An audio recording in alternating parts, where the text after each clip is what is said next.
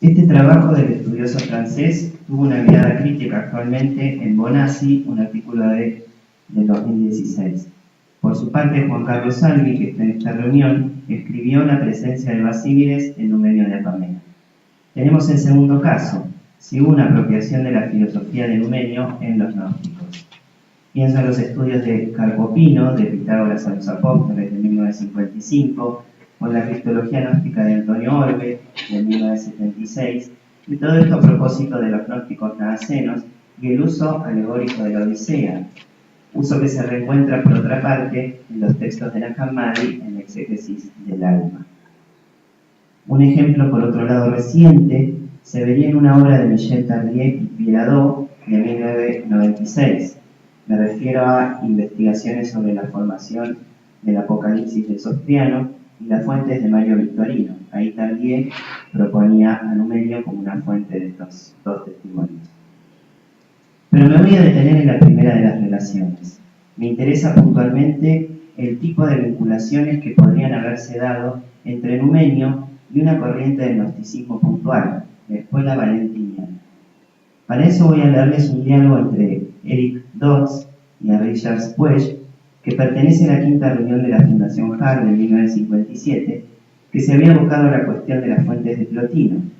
En la sección de discusión, después de la conferencia célebre de Puech sobre Plotino y los gnósticos, se decía, y ahí les leo el primer texto. Dodds: me gustaría plantear una cuestión de historia a propósito de Valentín.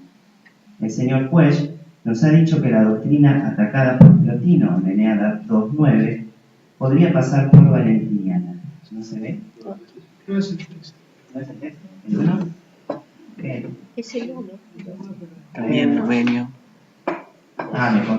Me parece que me comí el texto. Bueno, escuchen lo que dice la discusión porque que me lo debo haber comido.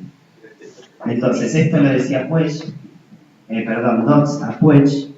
Me gustaría plantear una cuestión de historia a propósito de Valentín. El señor Puech nos ha dicho que la doctrina atacada por Plotino podría pasar por valentiniana. Ahora bien, el señor Puech, según creo, ha subrayado también, como yo mismo, que los puntos de contacto entre la doctrina de Numenio y la de Valentín son considerables. ¿Tengo razón para pensar que Valentín llegó a Roma en un momento que se sitúa entre el 136 y el 140? Si es así, y si Numenio, como se ha sugerido, enseñó también en Roma, Juan Lido lo llama Jorromaios en romano, muy bien pudiera haber escuchado aquí la predicación de Valentín, o si es que no a él, a su discípulo inmediato.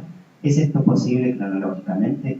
Y responde pues, es muy posible que se dieran relaciones entre Numenio y Valentín, o en todo caso, entre las doctrinas de uno y otro.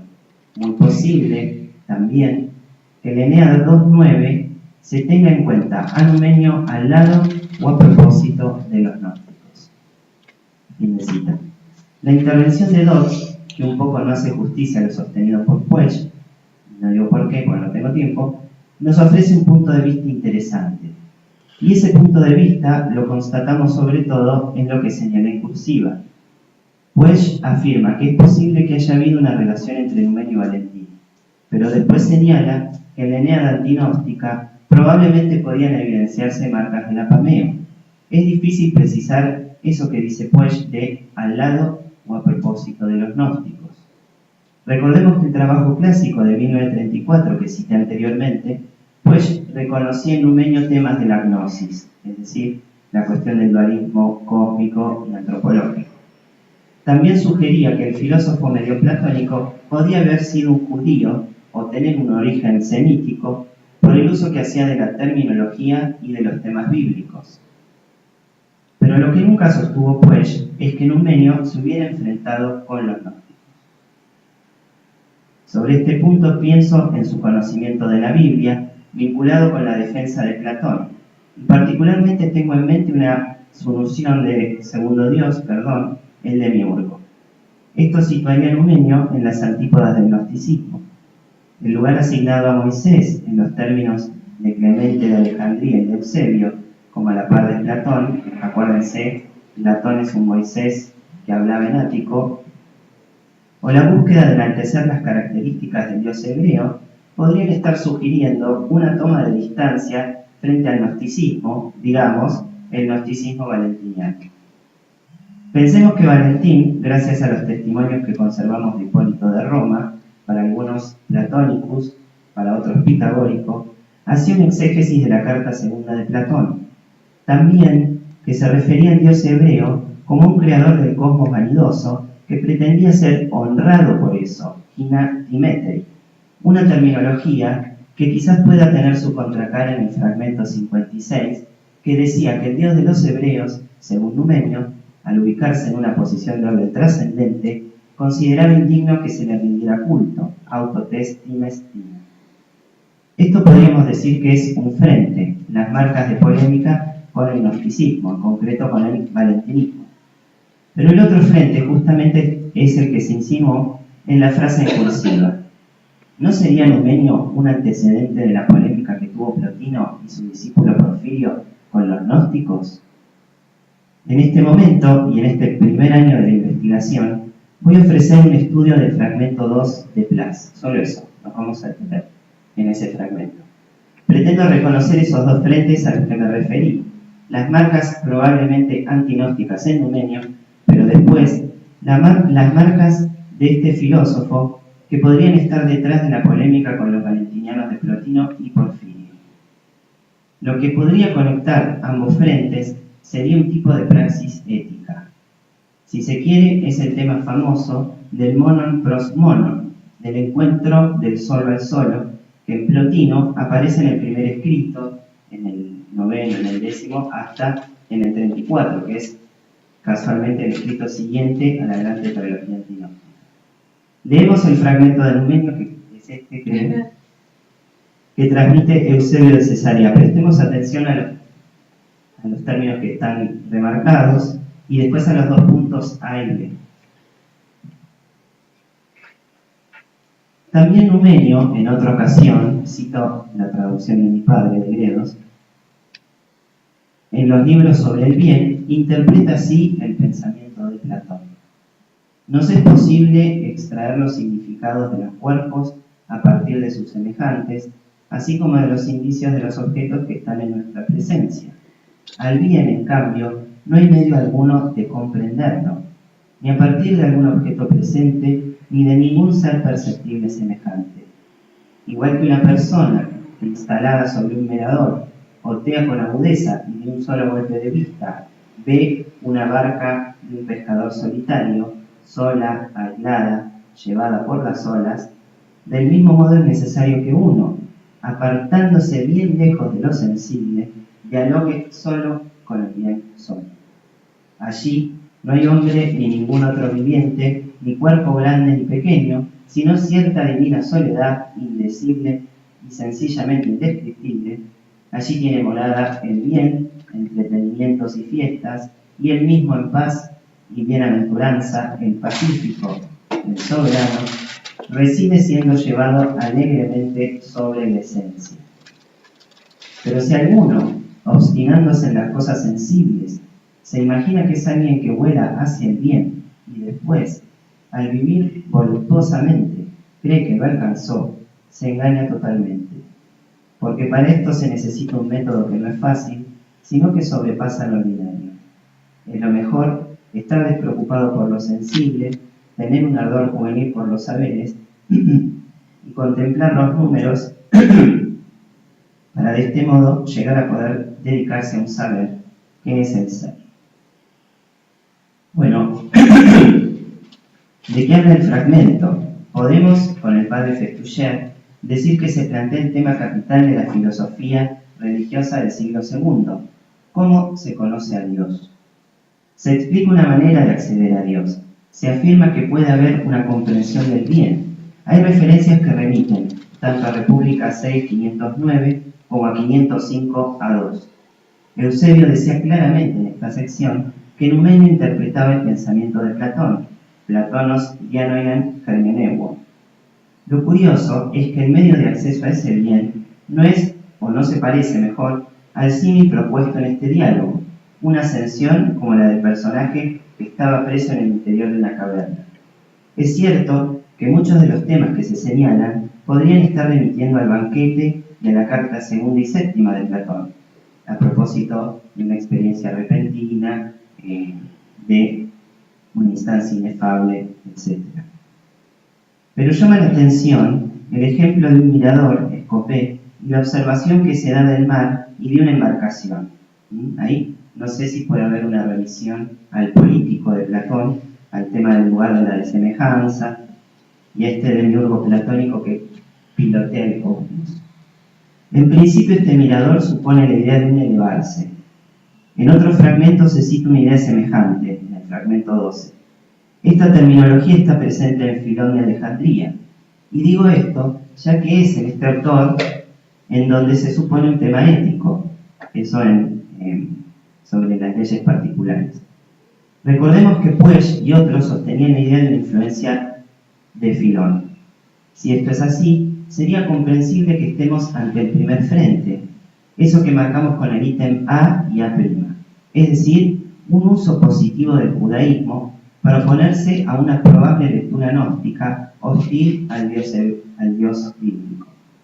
El fragmento 12 hablaba de que el Dios primero volvía un observatorio, P, mientras que el demiurgo, detentando una tarea inferior, gobernaba el universo. En este caso, se da una exégesis de la carta segunda de Platón. Es interesante este aspecto, ya que se hablaba del primer Dios como rey. Esta idea la vamos a abordar enseguida. Interesa en este caso la mención del mar y la condición de esa barca, que después parece trasladarse al plano del bien. Recordemos, la embarcación es solitaria, permanece sola y aislada. Retengamos que la barca es llevada, ejomenen, por las olas. Y ahí tienen el segundo...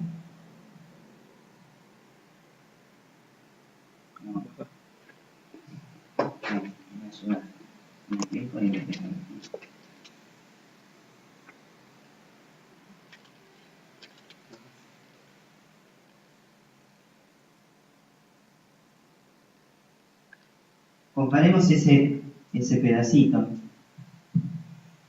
que es que lo leímos, una barca de un pescador solitario, sola, aislada, llevada por las olas. Y vean otro fragmento de Numenio, el fragmento 30, que lo transmite Porfirio, dice: porque creían que las almas estaban unidas al agua, a la que anima un soplo divino, como dice Numenio.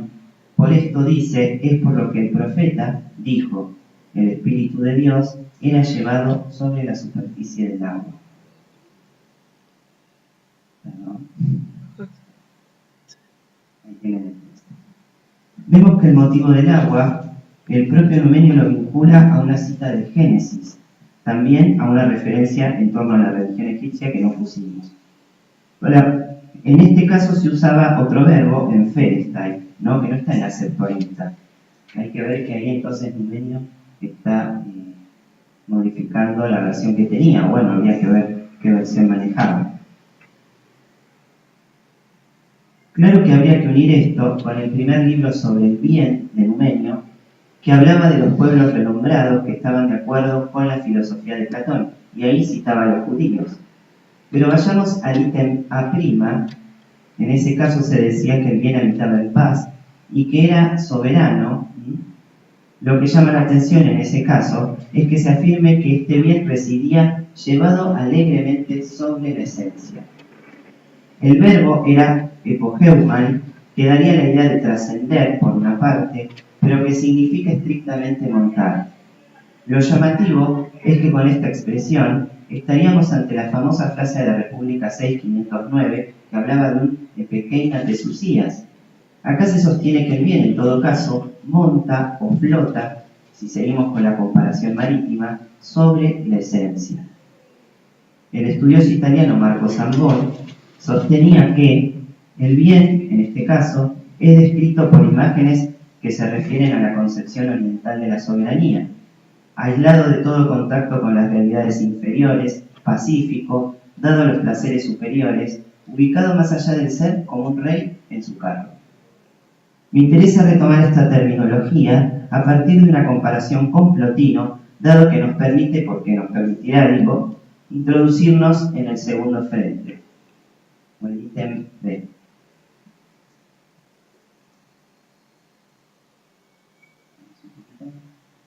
Acá no tuve. Presten atención simplemente al subrayado. La primera hilera es lo que ya vimos, que este soberano es llevado alegremente sobre la esencia. Y esta terminología aparece en uno de los escritos plotinianos posteriores, el escrito 53, y ahí dice: y a Dios cómo lo poseemos, como montado sobre la naturaleza inteligible y sobre la esencia real. Mientras que en la tercera hilera, que es el escrito 32, me confundí, Plotino retoma esta simbología, digamos, del rey a propósito de la segunda carta, ¿no? Ahí se dice, veamos el subrayado, que aquel está sentado y entronizado encima de la inteligencia, como sobre un bello pedestal suspendido de aquel. Antes que él debía desfilar una belleza imponente, una cita de república, del mismo modo que en el cortejo de un gran rey abren marcha los menos importantes. Fin de la comparación. Por una parte se constata que la terminología no era ajena a Plotino y que él la retoma inclusive en uno de sus últimos escritos. Pero en la comparación con el gran rey, es decir, con la temática de la carta segunda, lo que se vincula con la lectura antinóstica de Plotino, dado que estamos en pleno contexto de la gran tetralogía. Vamos entonces al segundo frente. Tenemos lo que decíamos a propósito del monon pros monon. ¿Se acuerdan eso de que es necesario apartarse de lo sensible para dialogar solo con el bien solo? No tenemos tiempo de detenernos en los contextos plotinianos sobre la referencia. Sí, que en todos esos contextos, inclusive en el de abstinencia de Porfirio, el dictum está relacionado a la vía catafairesis, es decir, de remoción de todo lo sensible. Vamos a una comparación.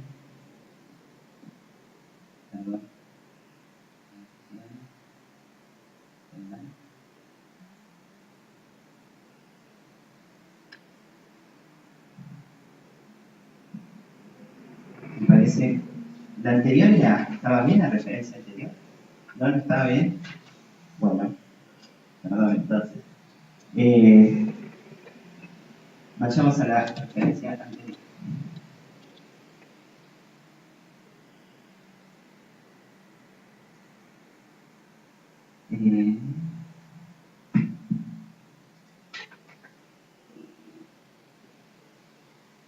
Acá dice, bueno, retengamos esta praxis que se propone en el fragmento segundo y comparémosla sobre todo con la Eneada 2.9, la hilera del medio, y con el de abstinencia. Plotino decía: pero es ilógico que estos, teniendo un cuerpo, como los hombres, y deseo, penas y pasiones, no rebajen la potencia que está en ellos, sino que digan que les está permitido tener contacto con lo inteligible. Mientras que el de abstinencia retomaría eso diciendo: pero la opinión de que el apasionado por la sensación puede actuar llevado hacia los inteligibles ha sumido en la desgracia a muchos, también entre los bárbaros, los que por su desprecio han sido conducidos a todo tipo de placer. Entonces, ese si alguno que citaba Numenio, obstinándose en las cosas sensibles, imagina que es alguien que vuela hacia el bien y al vivir voluptuosamente cree que lo alcanzó, se engaña totalmente. Eso que refiere Numenio se parece bastante a lo sostenido por Plotino en su Eneada antinóstica, lo que por su parte retomaría su discípulo en la obra de abstinencia. En este caso, tenemos que ir de atrás para adelante, es decir, de la referencia de Porfirio a Plotino y de Plotino a Numenio. Y esto por un dato sencillo. Es en Porfirio en donde pueden reconocerse las marcas valentinianas de los gnósticos, es decir, en esta referencia. Ahora, esas marcas podrían haber tenido un antecedente en el mismo Numenio. El apasionado por la sensación, decía Porfirio, que piensa que podía tener trato con los inteligibles, es el motivo que aparece de la desgracia de muchos de los bárbaros. Esos muchos, pero no todos, son valentinianos. El desprecio, catafronei, decimos del mundo, es lo que lo llevaba a todo tipo de placer. La terminología sobre un desprecio está en su maestro a propósito de los sectarios que rechazaban al mundo y a su belleza. Esto en Eneada 2.9.15 y 2.9.16.1. Si vamos a lo sostenido por Plotino, ese rechazo se supone por la negativa de considerar al Sol en un orden superior. El tener un cuerpo para todos los hombres obstaculizaba, colúmenon, el acceso a la verdad, pero estos gnósticos sostenían que ellos solos, pese a estar en un cuerpo, podían tener contacto con lo inteligible. Dejamos por el momento la referencia de Numenio. Si seguimos con la referencia de Porfirio en relación con Plotino, Dios quiera que la tenga bien, creo que ya vamos cerrando, aunque no cerré ni de lejos. Como arranca el texto, arranca Eneada 2.9 también por esto.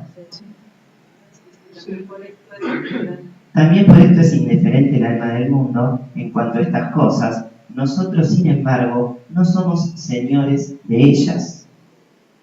Pero cuanto de ella, como lo más puro, queda junto a lo divino, tampoco es obstaculizado, como además, cuanto de ella da vida al cuerpo. Nada recibe de él. Esto es lo que dice Plotino y que, bueno, lo dice en contra de los gnósticos. Pero ahora vayamos a Porfirio a ver si podemos comparar a lo que dijo Plotino. Vean lo que dice Porfirio. Porque he oído a alguno de ellos defender la causa de su desgracia. Los alimentos no nos manchan, dicen, igual que las impurezas de los ríos, tampoco quitan la pureza del mar, pues somos señores de todos los alimentos. Igual que el mar lo es de todas las corrientes.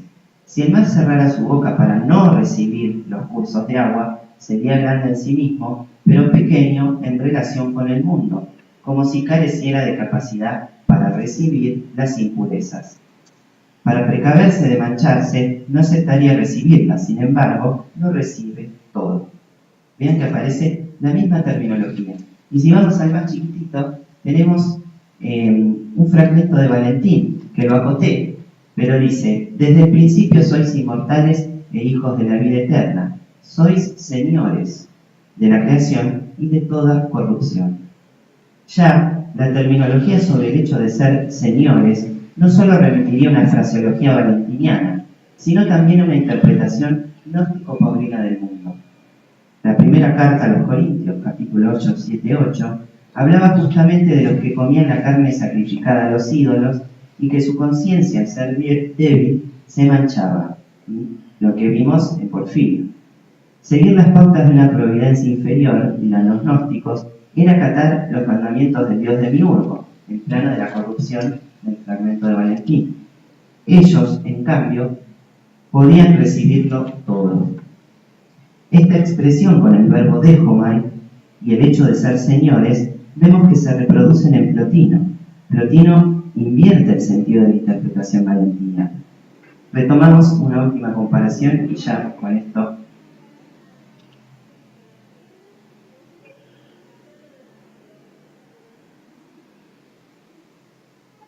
arranca con ahora aquí.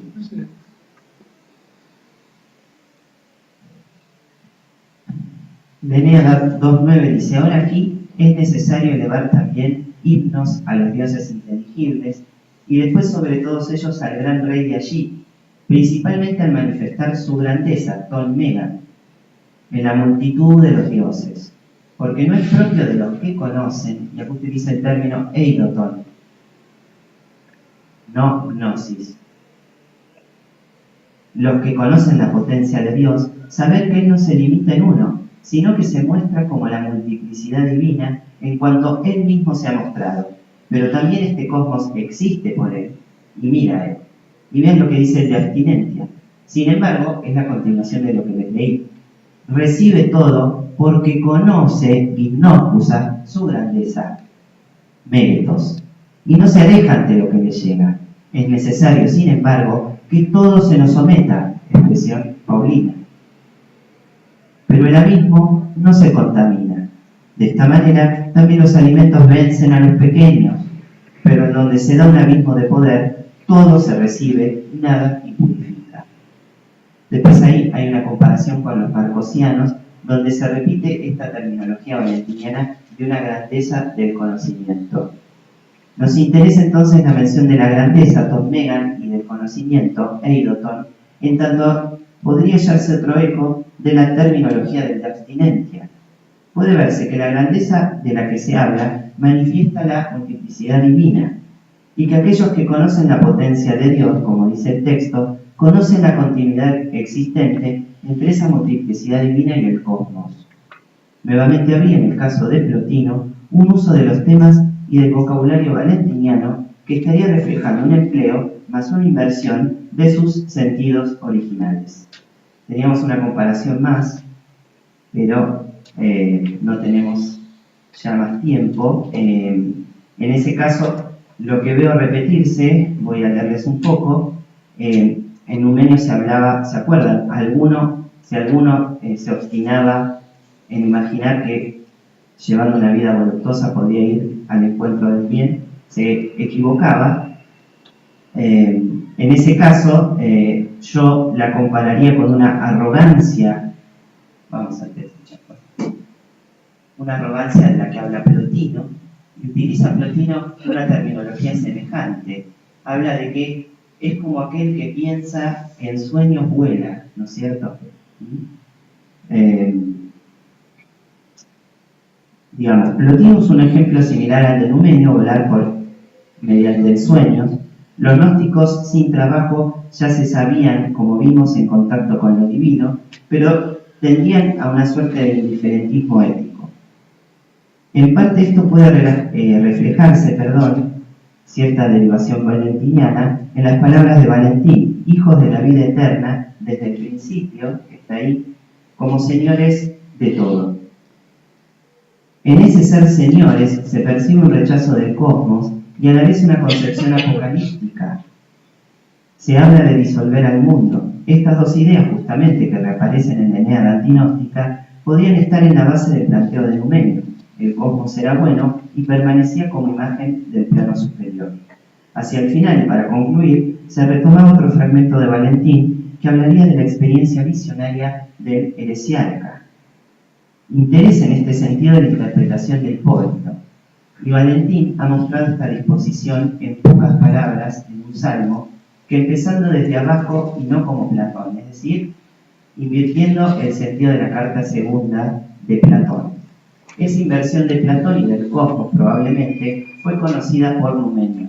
Otro hilo de esta hipótesis que estamos desarrollando podría recorrerse a partir de este uso de la carta segunda a propósito de los tres reyes. Bueno, listo, terminamos.